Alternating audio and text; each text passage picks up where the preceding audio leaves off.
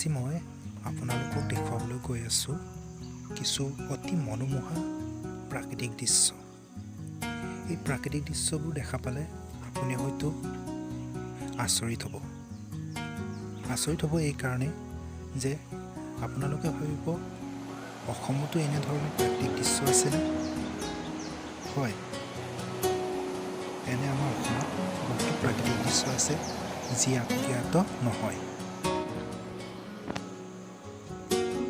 মই দেখুৱাবলৈ যোৱা আজি প্ৰাকৃতিক দৃশ্যবোৰ হৈছে এখন পাহাৰীয়া জিলা। হয়, জিলাখন পাহাৰেৰে ভৰা। এই পাহাৰৰ মাজে মাজেই বিচাৰি পোৱা যায় বহুতো মনোমোহা প্ৰাকৃতিক দৃশ্য। এই জিলাখনৰ সোঁমাজিদিয়ে গৈছে ডিমাপুৰৰ পৰা নগাঁৱলৈ ৩৬ নং ৰাষ্ট্ৰীয় ঘাইপথ। এই ঘাইপথেদি আপুনি যাতায়াত কৰিলে উপভোগ কৰিবলৈ পাব পথৰ কাষৰীয়ে বহুতো মনোমোহা দৃশ্য। ব'লক তেন্তে তাৰ মাজৰে কিছু দৃশ্য চাওঁ।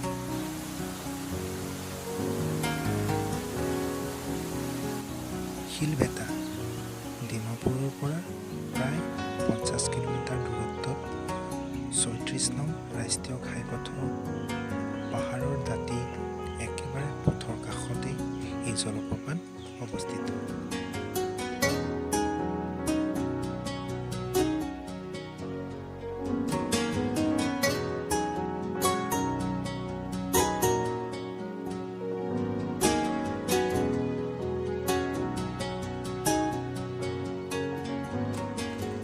কান্থিলাংছ এই ঠাই দকমকা থানাৰ অন্তৰ্গত। দকমকাৰ পৰা উত্তৰ দিশে প্ৰায় ৯-১০ কিলোমিটাৰ দূৰত্বত পাহাৰৰ মাজত অৱস্থিত।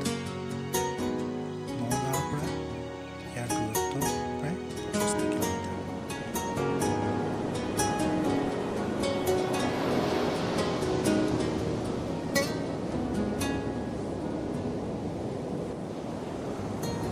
এই মনোমোহা দৃশ্যটো হৈছে ভেলুৰঘাটৰ। ডিমাপুৰৰ পৰা ইয়াৰ দূৰত্ব প্ৰায় ১০০ কিলোমিটাৰ। দকমকা থানাৰ উত্তৰ দিশে প্ৰায় ৯-১০ কিলোমিটাৰ দূৰত্ব পাহাৰত অৱস্থিত।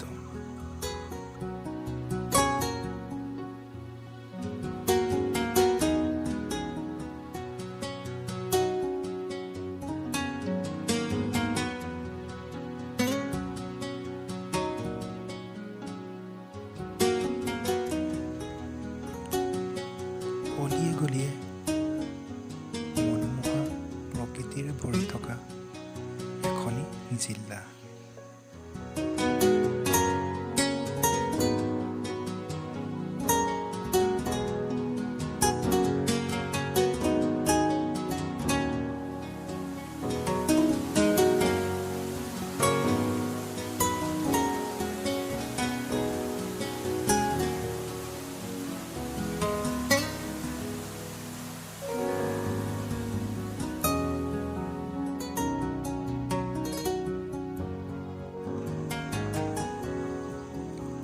এইটো হৈছে লংহেৰাং জলপ্ৰপাত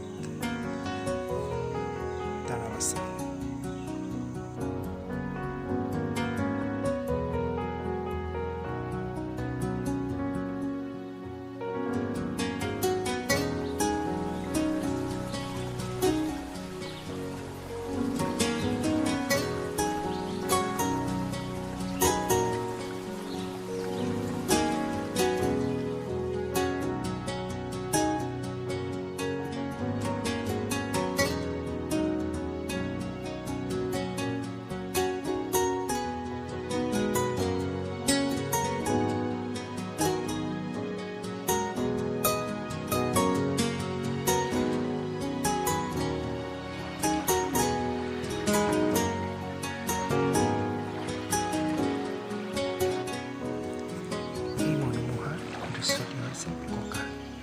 বৰ্তমানলৈকে এই ঠাইডোখৰ বহু মানুহৰে দৃষ্টিগোচৰ হৈছে।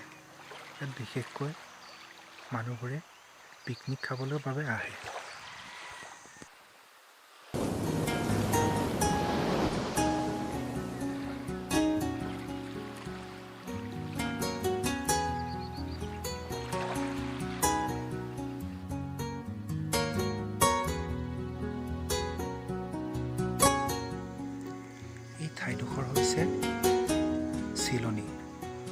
বনভোজস্থলী।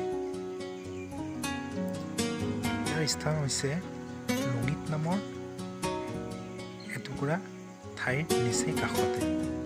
ইয়াৰ দূৰত্ব ডিমাপুৰৰ পৰা প্ৰায় 45 কিলোমিটাৰ।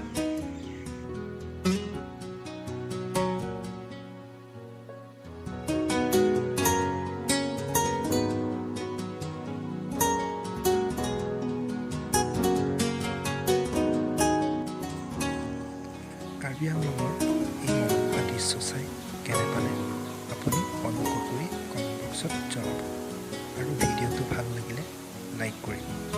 এনেবোৰ ভিডিঅ' চাই থাকিবলৈ মোৰ অসমীয়া ব্লগ চেনেলটো ছাবস্ক্ৰাইব কৰিবলৈ নাপাহৰিব।